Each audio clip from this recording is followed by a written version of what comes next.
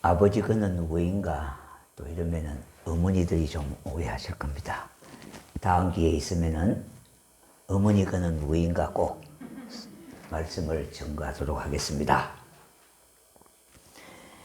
남자여 늙은 남자여 울고 있나요? 하는 제목으로 KBS 스페셜로 방영된 적이 있습니다. 모든 것을 자식들에게 쏟아붓고 은퇴 후에 노후를 준비할 여력도 없이 맞이한 늙은 아버지들, 아내에게 부대접받고 자식에게 애면당한 늙은 남자들이 공원이나 지하철역 등에서 힘겨운 시간을 보내는 모습을 보여주었습니다. 늦은 밤 많은 아버지들이 방송을 보면서 차마 소리내려 울지는 못하고 가슴 깊이 눈물을 삼켰을 것입니다. 한국에서는 아버지와 어머니를 포함해서 어버이 주일로 지키지만은 미국에는 어머니 날, 아버지 날이 따로 있다고 합니다.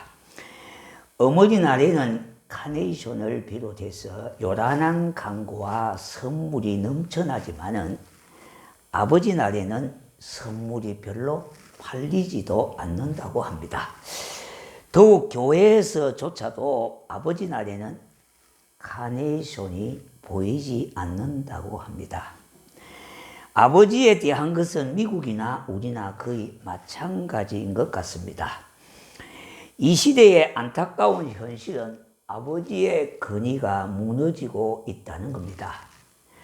그래서 아버지가 살아야 가정이 살고 나라가 바로 선다는 운동이 점차 확산되고 있습니다. 왜냐하면은 산업이 발전하면서 아버지가 자녀들과 함께 있는 시간이 줄어들고 아버지가 없는 가정들이 늘어나기 때문입니다. 가정에서 엄마의 역할이 커지기 시작하면서 아버지의 권위는 급속도로 무너지기 시작했습니다. 요즘 아내들의 파워가 얼마나 센지요. 공처가가 있지 않습니까? 이어서 예처가가 있습니다. 이 단계를 이제 넘어서 더 진화해가지고 경처가가 있다 그럽니다.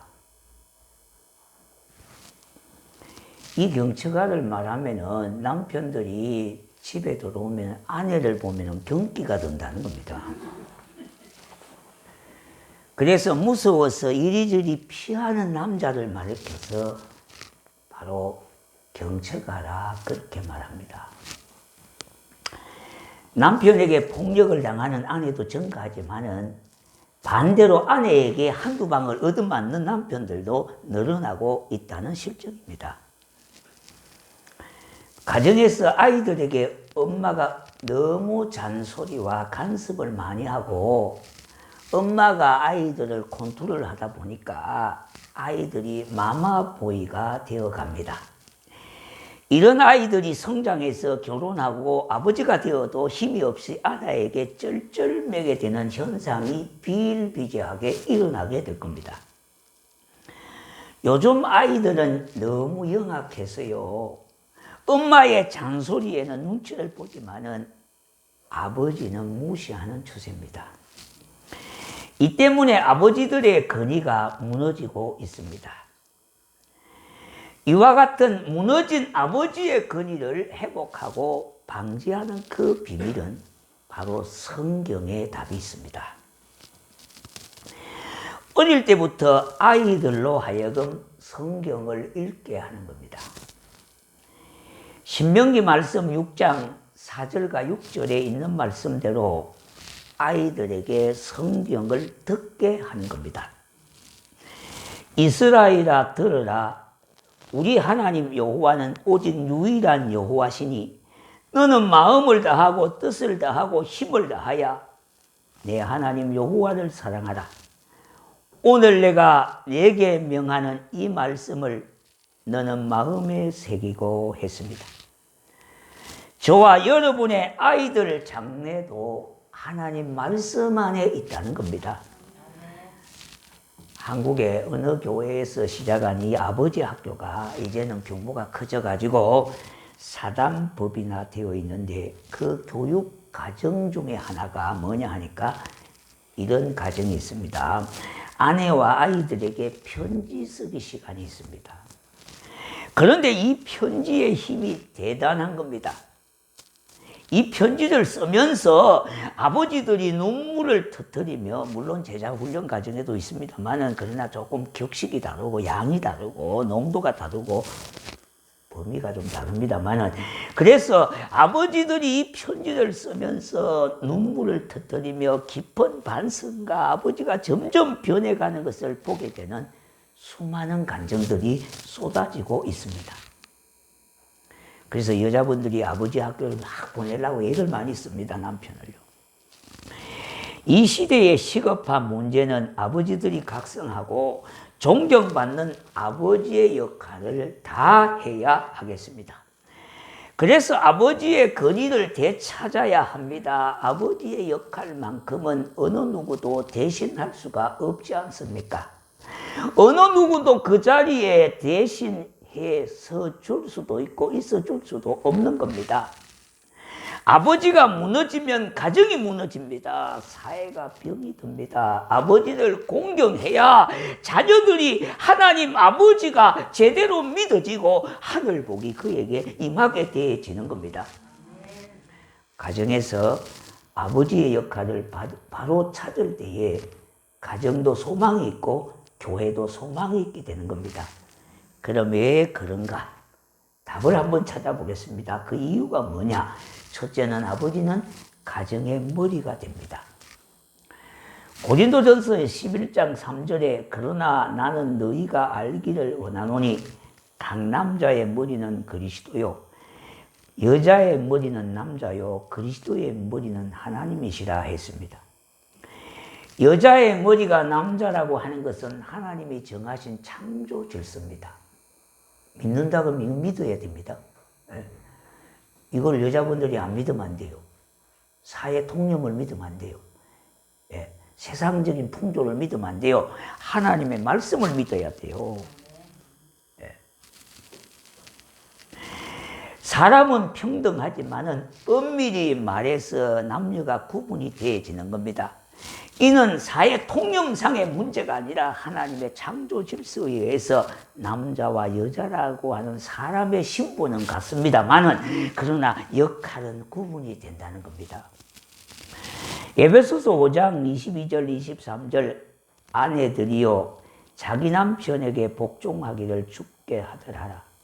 이는 남편이 아내의 머리됨이 그리스도께서 교회의 머리됨과 같음이니 그가 바로 몸의 구주시니라 했습니다. 이 말씀도 아내들이 꼭 기억해야 합니다. 정말 하나님의 말씀에 어긋나는 일이 아니라면은, 죄 짓는 일이 아니라면은 남편의 결정과 지도력에 따르고 남편의 권위를 세워줘야 합니다. 남편이 못나 보여도, 부족해 보여도 남편의 권위를 자꾸 세워주다 보면은 진짜 남편이 되어지는 겁니다. 이 남자의 특성 중에 하나는요, 그래도 책임감 하나는 남자들이 있습니다. 어떠든지 처자식을 먹여 살려야 되겠다고 하는 그 일념 하나만큼은 1등이라는 겁니다. 그러니까 남편을 자꾸 뭡니까 세워주다 보면은요, 남자분들은요, 뭔가 허파에 바람이 들어가면 죽을 똥 살똥 모르게 말입니까? 최선을 다하는 거예요. 그래서 점점 좋아지는 남편이 되어지는 겁니다.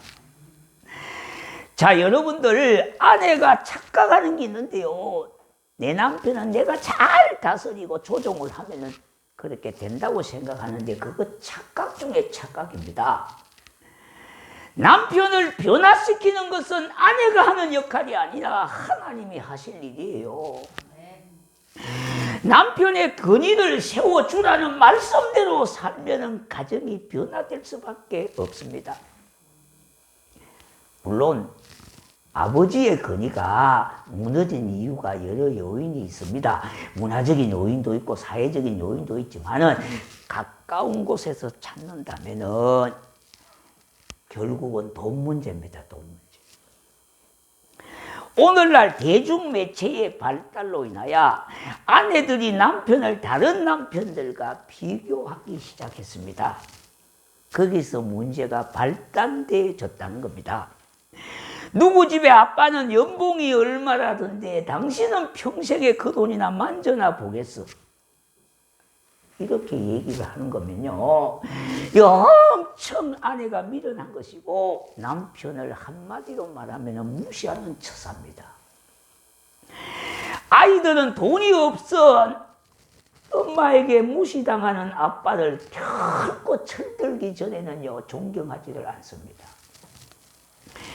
예전에는 남편이 월급을 받아오잖아요. 봉투를 가지고 오거든요.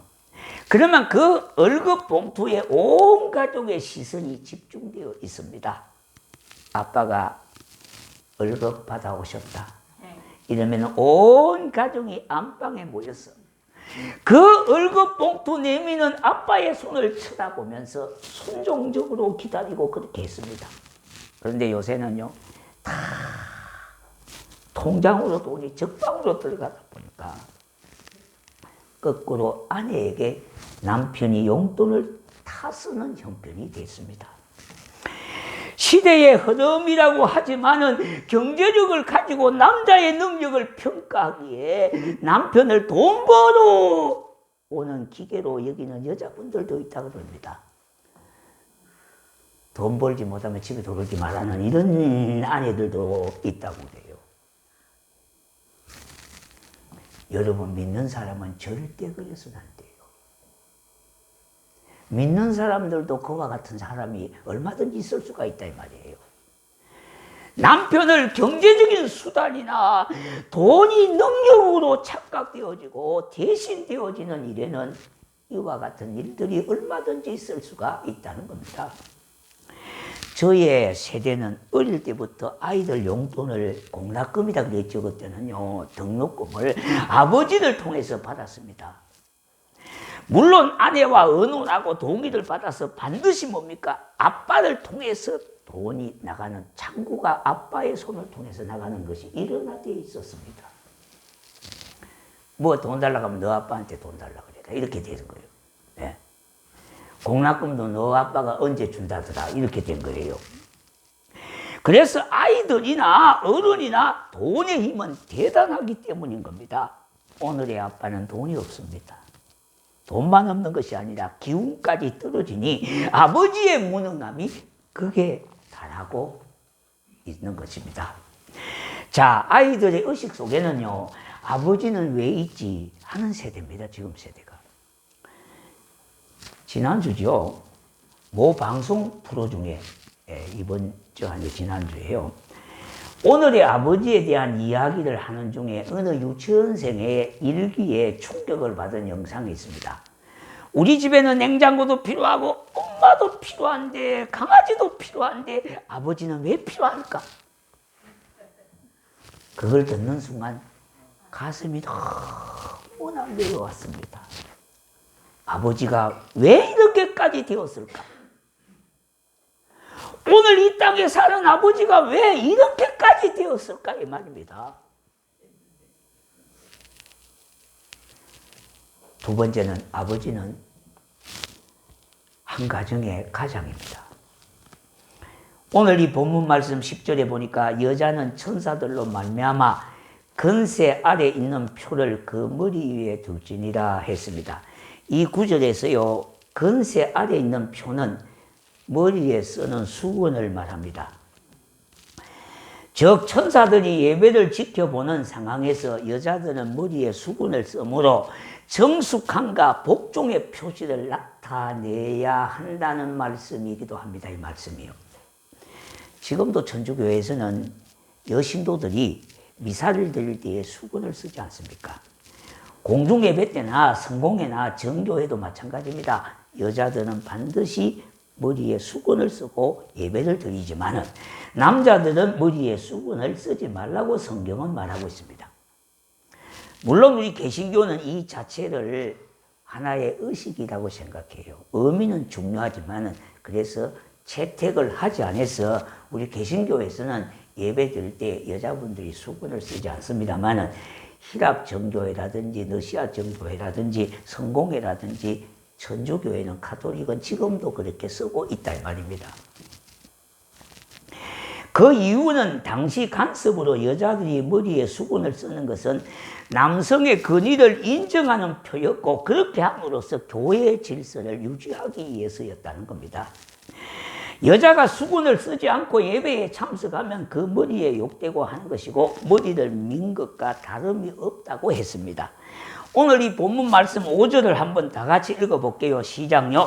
물은 여자로서 머리에 쓴 것을 벗고 기도나 예언을 하는 자는 그 머리를 욕되게 하는 것이니 이는 머리를 민 것과 다름없습니다. 당시의 풍습은 머리를 길게 그렇게 하는 것은 정숙함을 표하고 여성의 교양을 상징하기도 합니다. 그런데 오해였길 바랍니다. 여기는 짧은 머리가 없어서요. 예. 짧은 머리는 그 당시 매춘부나 제수들을 가리켜서 상징하는 것으로 머리를 밀은 선을 다 제수나 매춘부를 상징했습니다. 그런데 머리를 길게 늘어뜨렸다고 하는 것은 긴 머리는 정숙함과 여성의 교양미를 나타내고 있는 겁니다. 그럼 왜 남자는 머리에 수건을 쓰지 않았습니까? 본문 7절에 보니까 남자는 하나님의 형상과 영광이니 그 머리를 마땅히 가리지 않거니와 여자는 남자의 영광이라 그랬습니다. 자, 남자는 하나님의 형상과 영광이라고 하는 말은 남자는 피조물 중에 최고의 주권을 가졌다는 말입니다. 자, 여러분 창세기 2장 19절에 보니까 태초에 아담이 동식물의 이름을 아담이 지었어요. 그 권한을 누구에게 주었느냐? 아담에게 하나님이 주셨다 이 말입니다. 만물을 다스렸던 권세를 바로 아담에게 주었어요. 여자는 남자의 영광이라고 하는 말은 여자는 남자에게 순종함으로 남자를 존귀하게 높여주어야 한다는 말씀이 사실 한 남자의 영광은 여자를 통해서 나타납니다. 내조의 여왕이라고 하는 말이 있듯이요. 여자분들이 내조를 잘함으로 남자가 세워진다면 그 공과 덕이 크게 나타나기 때문인 겁니다.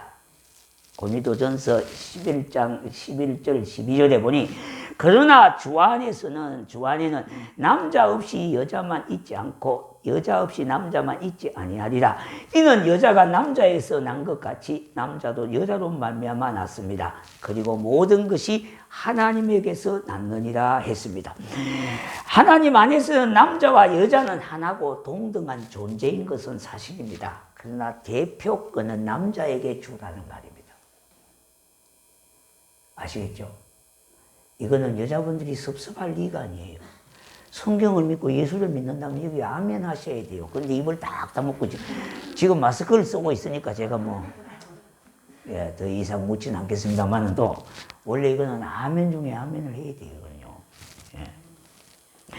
현실적으로 남편을 없인 여기는 것 중에 하나가 뭡니까? 역시 돈 때문이라고 그렇지 않았습니까? 자, 일반적으로 보면은 여자분들도 사장도 하고 국회의원도 하고 장관도 하고 나라의 대통령도 합니다. 그러나 하나님이 친히 세우신 두 개의 신적 기관이 있습니다. 그게 어디냐니까 가정과 교회예요. 거기에는 대표권을 남자에게 주라는 겁니다.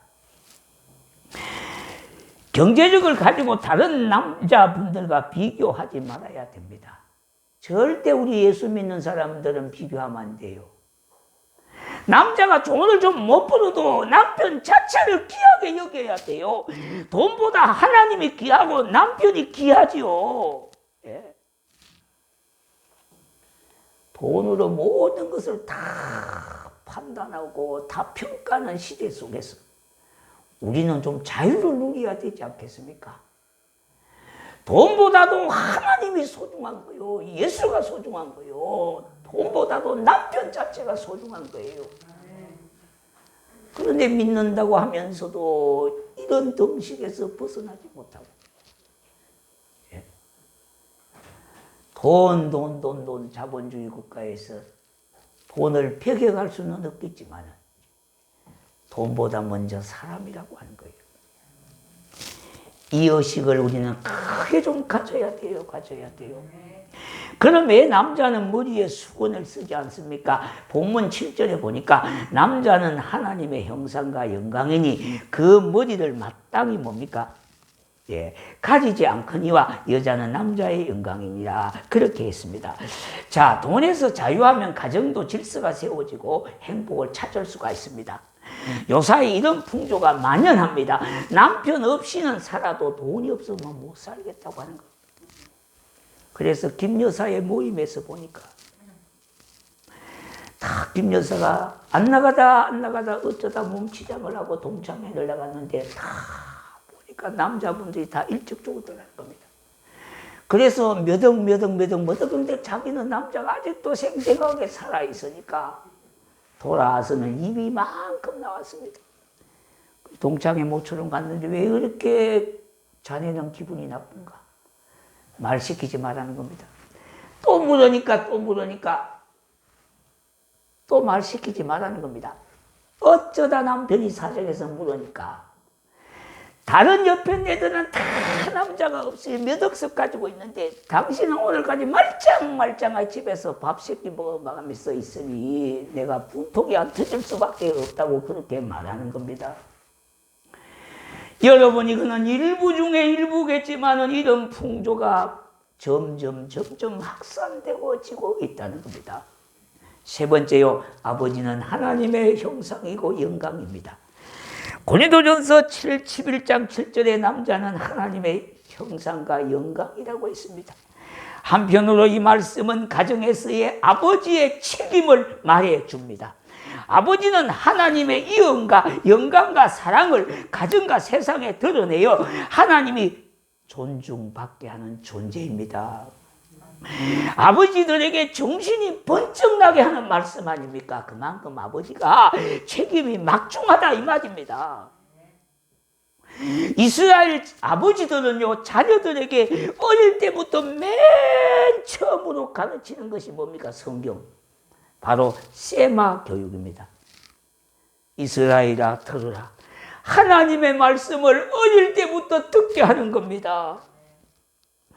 아버지가 할 일은 가정의 영적인 선생과 성경 교사로서의 역할을 하는 겁니다. 정말로 중요한 역할 아닙니까? 오늘의 사람들은요, 믿는 사람이나 불신자나 사고의 기준이 성경이 되어야 함에도 불구하고 세상적인 것과 이념적인 것에 매몰되어져서 성경 말씀이 그에게 들려오지를 않습니다. 왜 우리 기독교인들이 세상적인 그 기준과 이념적인 것에 매몰돼 가지고요, 하나님의 말씀이 들려오지를 않는 거예요. 그래서 유대인들은 첫 번째 교육은 하나님의 말씀을 들으라는 겁니다. 그냥 심심해서 들으라는 게 아니라 기 있는 자는 성경이 교회에게, 하나님이 교회에게 하시는 말씀을 들으라 그랬어요. 귀담아 들으라는 겁니다. 온 힘을 다해서 들으라는 겁니다. 왜 들어야 됩니까? 그곳에 생명이 있고 그곳에 복이 있기 때문에 그래서 들으라는 겁니다. 시대가 변해도 변하지 않는 진리는 뭡니까? 아버지는, 자식은 결국 아버지를 닮는다는 겁니다. 그래서 아버지가 자녀들에게 돈이 되어야 합니다. 제가 정말 후회하는 것 중에 후회가 바로 이 부분이고 아쉬운 부분입니다. 아버지는 삶을 통해 하나님을 가르치고 전해야 합니다. 끝까지 우리를 사랑하시고 기다리시는 하나님의 사랑이 아버지를 통해 자녀들에게 전달할 수 있도록 하는 것이 아버지의 책임입니다. 아버지의 부재는 공공의 붕괴를 가져올 뿐만 아니라 한 가족의 이기를 가져올 수도 있을 것입니다. 그 아버지들이 세상의 예면 속에 나이가 점점 들어서요, 노약한 모습으로 쓸쓸함을 견디며 거리를 방황하고 있습니다. 여러분, 나는 절대 아내한테 휘둘리지 아니하고 나는 아내 말을 안 듣는다든지 그런 건 아니에요. 그런 분들이 더 잘 듣더라고요. 저도 얼마나 잘 듣는지요. 주일마다 넥타이를 뭡니까? 제가 이거는 괜찮겠습니다. 식구가 이렇게 하면 제가 또 같은 또 해야 됩니다. 그 아니다 그러면은 다른 걸 또 매야 됩니다. 네. 거기에 이유가 없습니다. 뭐 토달 수가 없어요. 그냥 자동으로 가야 됩니다. 네. 제가 목회 한 40년 가까이 경험해 보니까 하나는 절대 아내 말을 안 듣는 사람이 제일 잘 듣더라고요. 예. 여러분, 시대가 점점 그렇게 되어 있습니다. 힘이 어디로 쏠려요? 아내에게 쏠리게 되어 있습니다. 힘이. 자, 폭정하는 고령화로 경로 사상은 사라져버린 덕목 중에 덕목이 되고 있습니다. 그러나 노인이 활짝 웃는 것이 행복한 세상임을 알아야 합니다. 아버지를 원하는 사람들은 스스로 아버지를 찾아야 하고, 아버지가 되기를 바라는 사람들은 또한 자신이 바라는 아버지상을 회복해야 하겠습니다. 아버지 그는 누구인가?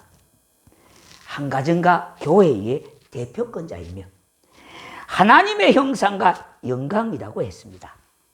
이러한 역할과 사명을 바로 해서 잃어버린 아버지의 권위를 회복하게 하고 아버지를 아버지로 세워지는 이런 복된 성도가 될 수 있기를 주의 이름으로 축복합니다. 아멘.